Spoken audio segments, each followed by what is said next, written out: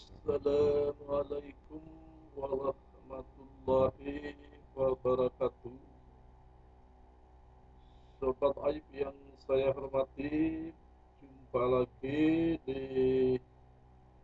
perkuliahan yang ketiga mata kuliah bahasa komputer. Sobat Aib yang saya hormati, hari ini kita akan masuk kepada materi pertemuan ketiga, yaitu tipe data. Ya, di mana di sini ada beberapa yang akan dijelaskan, ada beberapa tipe data, terutama tipe data yang sering atau digunakan di dalam pemrograman C++. Yang pertama adalah tipe data dasar. Kemudian yang kedua adalah tipe data enumerasi. Yang ketiga adalah tipe data kompleks. Dan yang terakhir adalah tipe data modified. Ya, untuk mempersingkat waktu, kita lanjutkan. Kita akan mulai dari tipe data dasar, ya, di mana tipe data dasar ini adalah tipe-tipe data yang sudah tersedia di dalam bahasa pemrograman C atau C++. Jadi dia sudah didefinisikan sebagai keyword. Jadi sudah menjadi kata kunci. Itu adalah tipe data dasar. Apa sajakah tipe data dasar itu? Kita akan melihat bahwa tipe data dasar itu meliputi pertama-tama apa itu karakter, integer, short, long. Jadi char, short, int, long. Ya, itu adalah tipe data dasar. Akan tetapi sebelum kita melanjutkan ke pembahasan tentang tipe data dasar, maka akan muncul pertanyaan, apa sajakah di dalam bahasa pemrograman yang dinyatakan atau ditentukan jenis-jenis data. Maka di sini kita akan mulai dari apa yang disebut dengan identifier, yaitu pengenal, ya, tanda pengenal. Jadi kalau kita berbicara tentang yang namanya tanda pengenal, berarti ada labeling, artinya yang memberikan uh, tanda khusus untuk mengenal sesuatu. Apa sajakah itu yang akan diidentifier, yang akan diberi tanda pengenal? Yang pertama adalah disebut dengan variabel. Jadi variabel itu variable, artinya dapat berubah. Ya, jadi kira-kira di pembahasan, di penjelasan pada pertemuan pertama sudah dijelaskan tentang variable declaration, deklarasi variabel, bahwa kita harus mengalokasikan, memerintahkan kepada microprosesor untuk mengalokasikan tempat di dalam dalam memori. Ya, tempat itu diberi tanda pengenal, diberi label, diberi papan nama. Itulah yang disebut dengan identifier, yaitu variabel di mana dari namanya itu artinya bahwa nilainya dapat berubah. Kemudian ada parameter, parameter itu juga sudah dijelaskan sebagai gerbang untuk mendapatkan nilai-nilai variabel. Kemudian konstanta, di mana konstanta itu tidak berubah nilainya sebagaimana penamaannya, tidak berubah nilai. Dan kemudian ada function, ya, fungsi yang memiliki unjuk kerja, ya, di mana disinilah didefinisikan propagasi-propagasi yang dilakukan di dalam bahasa pemrograman. Kemudian objek. Jadi objek ini terutama kalau kita sudah berbicara dalam konteks object oriented programming. Tetapi kalau di dalam konteks karakter programming, kita belum mengenal yang disebut dengan objek.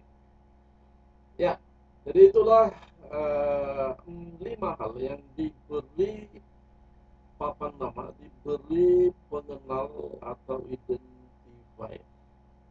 Ya, tentu saja pemberian identifier berhubungan dengan alamat-alamat, alokasi-alokasi di dalam memori. Ya, penamaan. Jadi ada syarat-syarat dari identifier tadi untuk memberikan nama. Jadi penamaannya tidaklah asal, tidaklah sembarang, tetapi penamaannya itu ada aturan-aturannya. Pertama, bahwa nama bisa menggunakan huruf, bisa dari A sampai Z dengan jenis kapital huruf, ya. Kemudian ada bisa juga dari A sampai Z dengan jenis kapital huruf kecil, jenis huruf kecil, sedangkan A sampai Z itu jenis huruf besarnya, kapitalnya, atau bisa menggunakan underscore, yaitu penghubung di bawah, penghubung ke bawah. Jadi maksudnya under, ya, jadi turun ke bawah penghubungnya, bukan setelah, bukan tanda kurang. Kemudian bisa juga menggunakan digit atau bilangan dari 0 sampai dengan 9 yang disebut sebagai Arabic number, bilangan Arab dari 0 sampai dengan 9. Itulah syarat-syarat penamaan, ya, artinya pengguna, ya, penggunaan karakter-karakter. Tetapi di sini dengan demikian tidak diperkenankan menggunakan karakter-karakter selain yang sudah disebutkan, seperti karakter tambah, kurang, bagi, kali, kemudian apa itu N, karakter N, karakter OR, karakter dan lain-lain. Ya, selain daripada yang sudah disebutkan sebagai syarat penamaan. Ketentuan penamaan bahwa karakter pertama daripada suatu identifier harus huruf atau underscore. Jadi penamaan itu hanya bisa diinisialisasi dengan huruf atau bisa diinisialisasi dengan underscore. Ya, itu diawalinya. Jadi nggak boleh diawali dengan angka. Ya, tidak boleh diawali dengan angka, tetapi di susunan berikutnya angka boleh masuk, angka boleh disertakan. Kemudian sebuah identifier hanya terdiri dari satu kata dengan panjang karakter satu baris default. Artinya bahwa memberikan nama itu tidak boleh dalam bentuk kalimat, tidak boleh dalam bentuk kata-kata yang jumlahnya lebih dari satu. Jadi kalau panjang namanya, maka kita bisa sambung dengan cara menginisialkan setiap kata itu dengan kapital atau dengan menyambungnya dengan underscore. Ya. Jadi ada dua cara yang selama ini digunakan untuk menyambung dua kata atau lebih dari penamaan identifier tadi, yaitu dengan kata berikutnya tetap disambungkan tetapi dengan menulis inisialnya kapital. Kalau dia tidak disambungkan, maka dia harus di underscore, jadi disambung bawah. Itu supaya tetap bernilai satu kata, meskipun kita menamakannya dengan banyak kata. Ya. Kemudian sebuah identifier harus tidak sama dengan keyword. Artinya bahwa kita harus punya pengetahuan tentang keyword C atau C++. Jadi nggak boleh sama.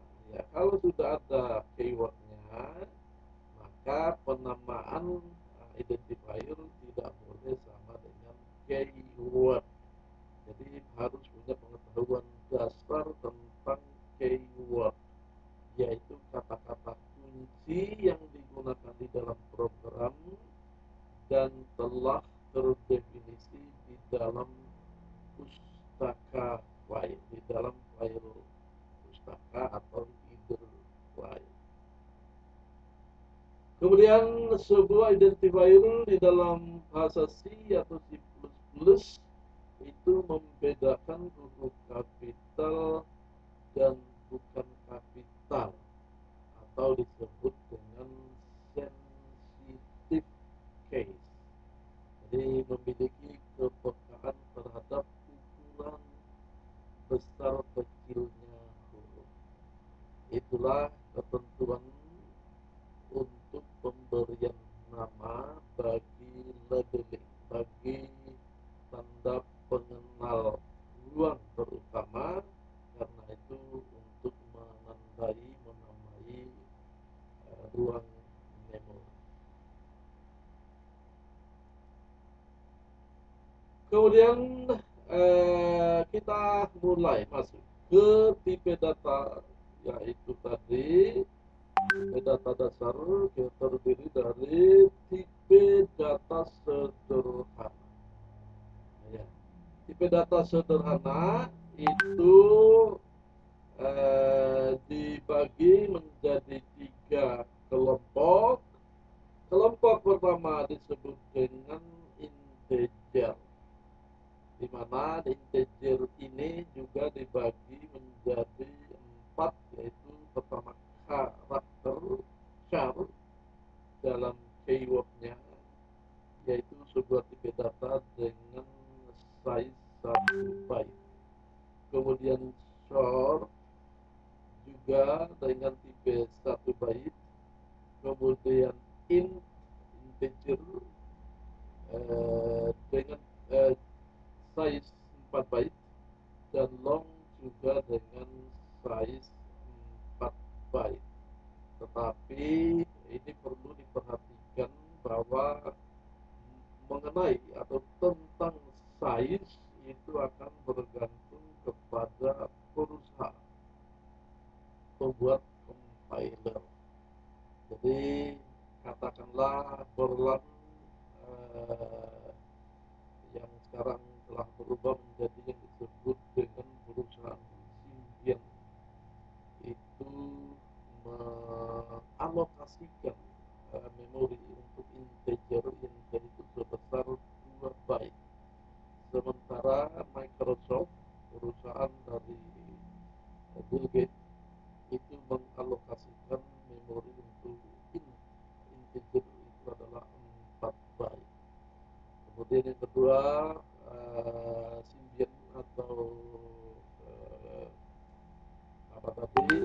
Neverland itu mengalokasikan 8 byte untuk long, sementara Microsoft tetap mengalokasikan 4 byte. Jadi itu tergantung kepada perusahaan pengembangnya, pembuatnya, atau yang memegang hak patennya. Ya. Kemudian ada tipe data floating point yang terdiri dari 2 jenis, yaitu float dan table. Jadi floating point ini adalah tipe data dengan jenis bilangan real atau desimal. Ada komanya, ada desimal di belakang koma. Jadi di sini ada dua, ada yang disebut dengan float, yaitu floating point single precision, ya, presisi tunggal, di mana ukurannya kecil, ya, dalam perbandingannya dengan double tentu saja, tetapi dalam arti realnya ini sudah sangat besar.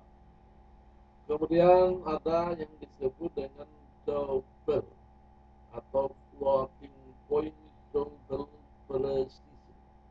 Jadi presisi ganda, atau biasa juga dengan double size, sisi, ya, side, ya, double side, sisi ganda, sementara float itu seperti sisi tunggal. Jadi hanya satu permukaan perekaman kalau kita ilustrasikan di dalam bentuk lukis. Ya, jadi sisi tunggal dengan sisi ganda itu bukanlah tambungannya 2 kali lipat, tapi berkali-kali lipat. Ya. Kemudian kita ada yang disebut dengan tipe boolean. Ya, tipe yang paling sederhana, hanya memiliki 2 jenis angka di sini, yaitu angka 1 dan angka 0, atau biasa disebut dengan true false.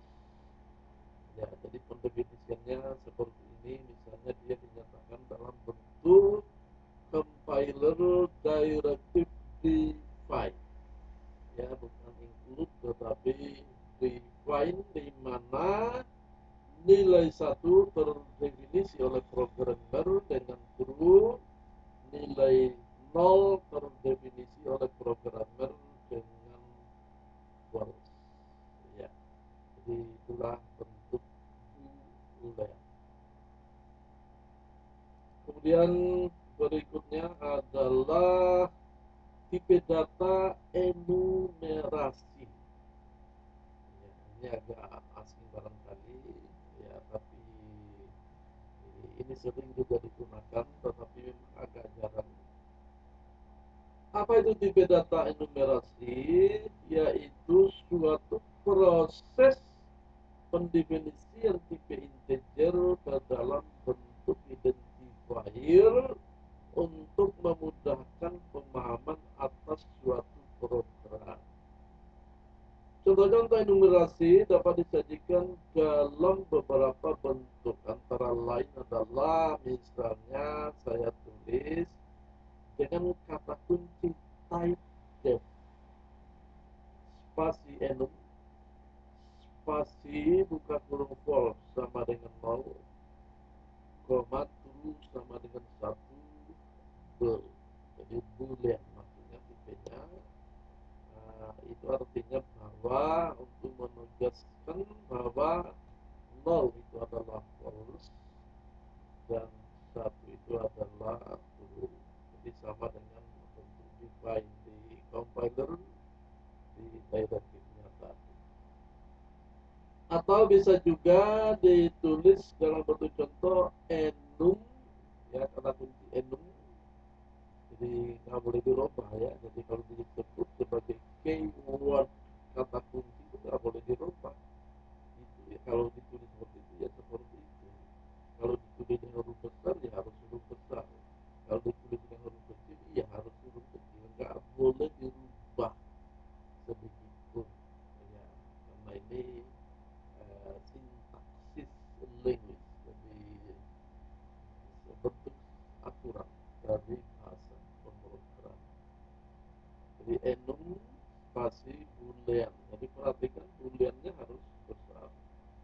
buka huruf false, coma juga dalam harus huruf besar ya. Itulah aturan-aturan penulisan dengan enumerasi, meskipun ya ini jarang digunakan kecuali dalam ukuran-ukuran pemrograman yang sangat besar dengan kebutuhan khusus ya. Kemudian atau ditulis ya, bisa langsung diberi nilai misalnya ya, tergantung karena kita definisi, kita yang menentukan nilainya, tidak harus 0 dengan 1.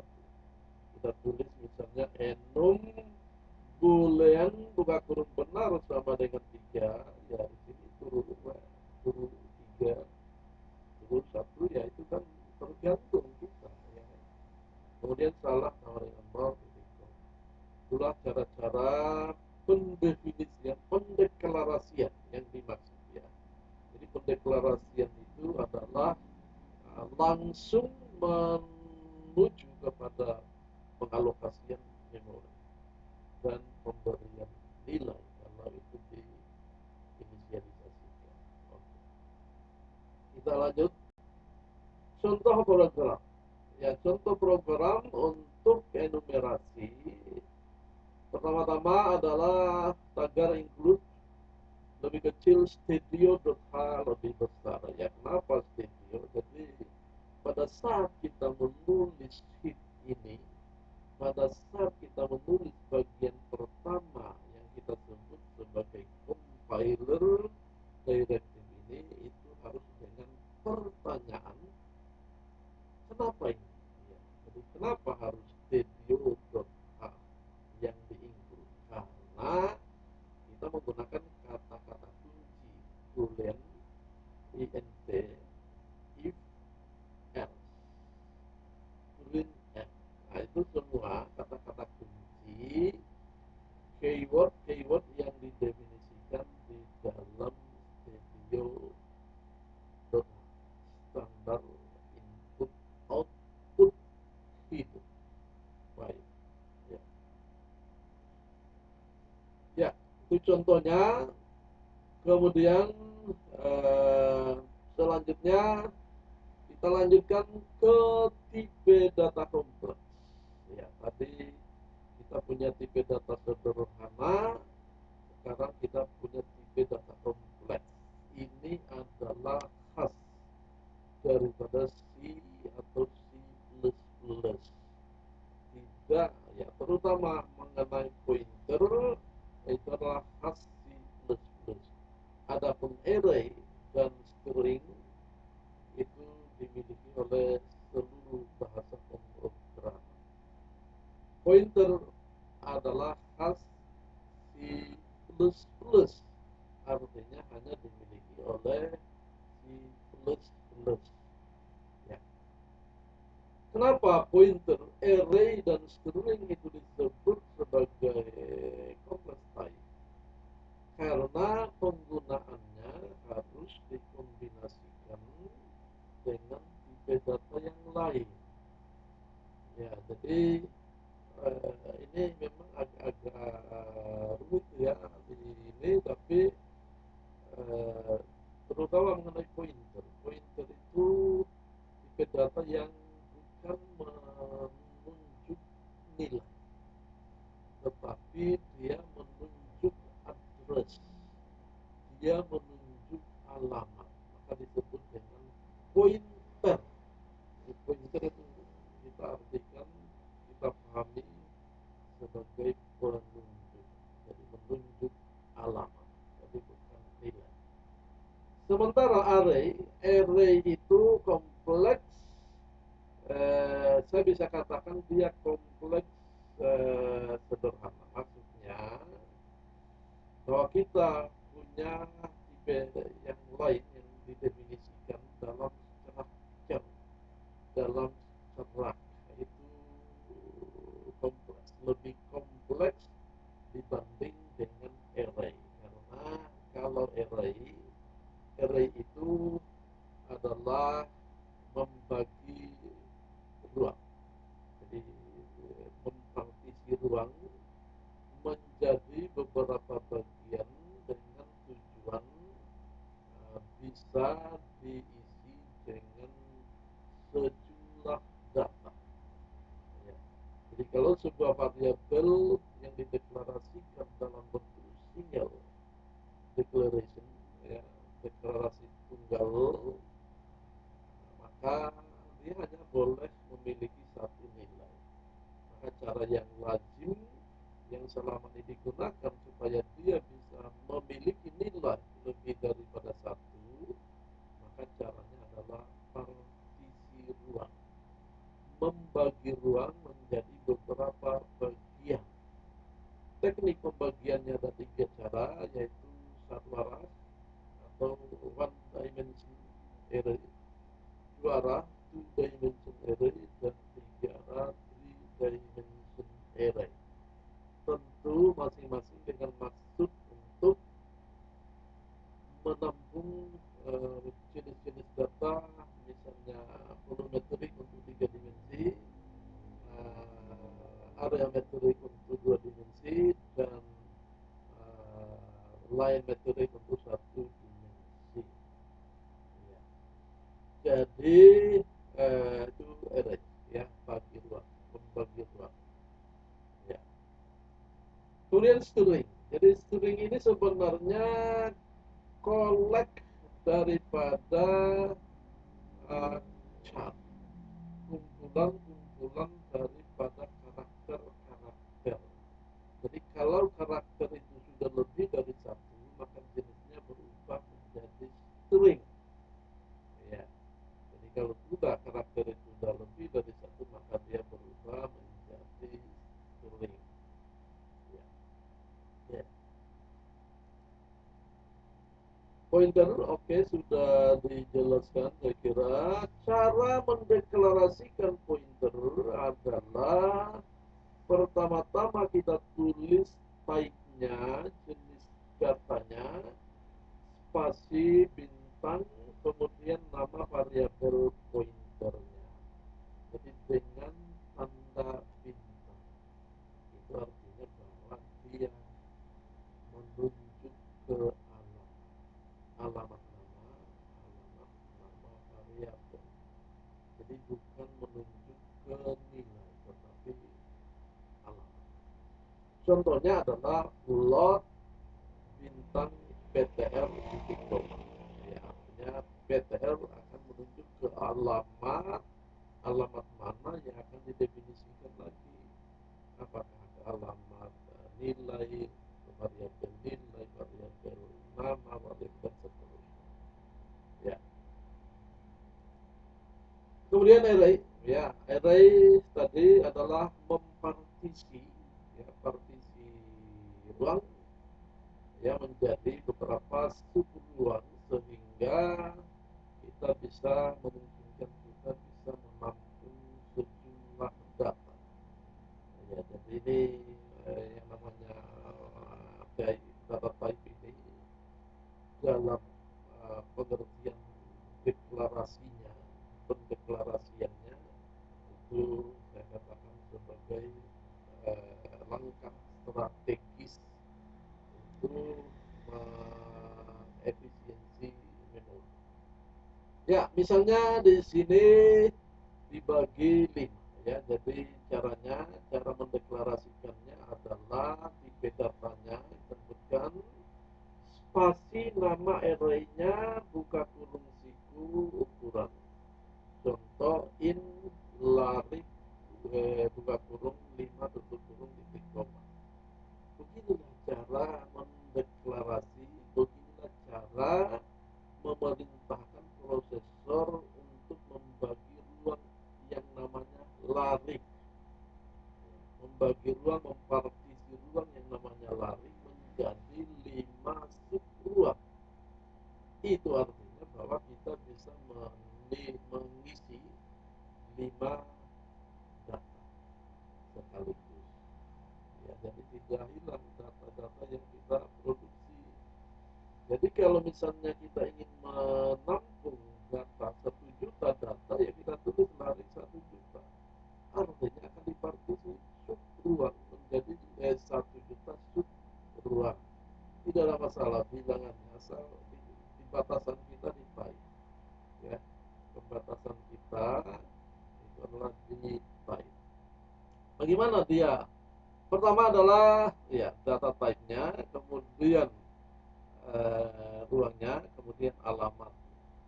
Jadi ada tipenya, ada nama ruangnya, dan ada alamat ruang. Itu di dalam string. Ya, string ini harus berhati-hati juga, sederhana. Jadi kumpulan daripada karakter-karakter.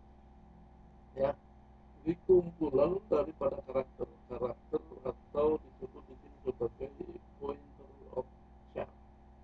Jadi sejumlah karakter-karakter disatukan itu membentuk yang namanya string. Perhatikan bagaimana cara mendeklarasinya. Kita tulis char nama variabel buka kurung panjang karakter tutup kurung titik koma. Saya contohkan misalnya di sini char namaku 6 tutup kurung titik koma. Ya, perlu berhati-hati di sini bahwa ketika kita mendeklarasi dengan jumlah karakter 6, maka nama itu tidak boleh lebih dari 6. Nggak boleh, tidak boleh lebih dari 5. Kalau lebih dari 5, jadi 6 nggak boleh. Ya, 6 nggak boleh. Jadi perhatikan di sini, ya, perhatikan bagaimana jadi alamatnya, bahwa ya, misalnya kalau saya inisialkan itu namaku, ya, yang ada 6 karakter, ya, panjang karakternya, saya tulis misalnya saya inisialkan dengan Kadir. Kadir itu ada 5 karakter. Jadi ada 5 karakter, maka ini full. Ya, 5 karakter itu full. Karena apa? Harus tersisa. Jadi harus tersisa satu ruang, yaitu 0 karakter. Jadi harus tersisa satu ruang, yaitu 0 karakter. Ketika saya tulis di sini, katakanlah misalnya Kadiri, ya, saya tambahkan i, atau Kadirin, berarti lebih 2, 7 jadinya, maka itu meluap. Ya, jadi ruangnya meluap, melebihi kapasitas. Karena pesanan kita 6, yang bisa diisikan ada 5, kalau Kadirin berarti 7, lebihnya 2. Tumpah. Yang tumpah apa? Bukan ini. Yang tumpah Kadirnya. Jadi yang tertinggal adalah in. Jadi Kadir tumpah, yang masuk adalah in. Gitu. Jadi itu hati-hati di dalam penggunaan string, terutama di dalam C++. Kalau berbicara dalam konteks Java language, itu berbeda lagi karena dia default type. Ya, tipe data modifier. Ya, tipe data modifier, ya, itu dimodifikasi hanya dikenal untuk tipe data integer. Jadi yang dimaksud dengan modified di sini, ya saya baca, tipe data modifier mempunyai ukuran yang sama dengan ukuran tipe data asalnya, akan tetapi jangkauan atau range datanya bergeser. Tipe data modifier meliputi sign char. Jadi char bertanda, unsigned char, sign short, unsigned short, short, unsigned short, sign integer, unsigned integer, sign long, dan unsigned long. Tidak bertanda dan bertanda. Ketika kita nyatakan dalam sign, maka batasnya dari negatif ke positif. Tetapi ketika kita nyatakan dia dalam unsigned, maka yang di bawah, yang negatif, bergeser menjadi 0, sehingga di atas juga bergeser menjadi 2 kali lipat. Ya, jadi contohnya seperti ini. Ya, ini adalah ukuran-ukuran daripada yang sudah dimodifier. Jadi kalau dalam bentuk char unsigned, jadi unsigned, sign biasanya tidak ditulis. Jadi kalau sudah tidak ditulis misalnya char doang, misalnya itu artinya dia bertanda. Karena unsigned nggak pernah ditulis. Yang ditulislah adalah unsigned. Jadi kalau dia char itu dari size-nya, jangkauannya, range-nya itu dari minus 128 sampai dengan 127. Di tengah-tengah dari bilangan ini adalah 0. Ya. Maka ketika dia dibuat menjadi unsigned char, minus 128 akan bergeser ke 0. Sehingga di ujung atasnya menjadi 255. Jumlah bilangan, jumlah sub bilangan yang ada itu adalah 250. Demikian juga dengan short, ya, dengan short 2 byte, ya, yaitu dari negatif sekian sampai sekian. Ketika dia ditulis unsigned short, maka ini menjadi bergeser menjadi 0, sehingga mulai dari 0 sampai sekian. Jadi 65535 karena dia 2 byte, ya, 2 byte. Ini 1 byte. 1 byte sekian batasannya, 2 byte sekian batasannya. Jadi 1 byte dengan 2 byte bukanlah 2 kali lipat, ya. Jadi perlu dipahami bahwa 1 byte dengan 2 byte bukanlah 2 kali lipat dalam definisi daya tampung. Kemudian long, ya, long di 4 byte, di long 4 byte sekian ukurannya, maka unsigned long itu bergeser ke 0. Maka ini tentu bergeser ke 2 kali lipatnya. Integer sama dengan unsigned long 4 byte. Unsigned integer juga sama dengan unsigned long. Kemudian ada float. Jadi perhatikan float, ya. Jadi kita katakan tadi bahwa float itu adalah ruang yang kecil dibandingkan dengan double. Perhatikan orde daripada float itu, yaitu bilangan pecahan dengan orde minus 38 sampai 38. Pangkatnya 38, jumlah nolnya 38. Jadi dalam ukuran bilangan ini sangat-sangat besar. Ya, tapi dikatakan kecil ketika dibandingkan dengan double. Berapakah double? Ordenya 308. Bukan 2 kali lipat. 308. Jadi seperti membandingkan setetes air dengan lautan. Jauh sekali. Ya, orde 3 dan orde 4 saja. Ya, orde 3 dan orde 4 1000. 1000 dengan orde 3, 10.000 adalah orde 4. Perbedaannya adalah 900 sekian. Jadi sangat besar. Ya, tak terbayang. Itu perbedaannya sangat besar. Jadi itulah gambaran di dalam desain memori. Ya. Saya kira ini yang saya bisa sampaikan, ya, dalam pertemuan kali ini. Insyaallah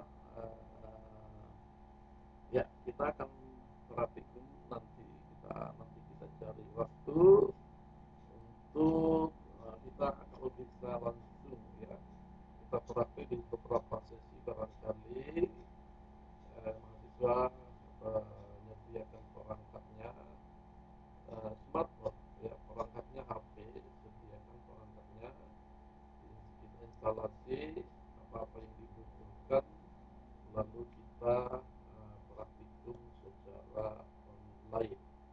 Ya, karena ini bisa ya dilakukan kecuali laboratorium mekanika misalnya, ya nggak bisa, harus di ruang lab. Tapi kalau ini bisa, ya, kalau hanya programmer itu bisa. Jadi itulah yang saya bisa sampaikan hari ini. Saya akhiri. Wassalamualaikum warahmatullahi wabarakatuh.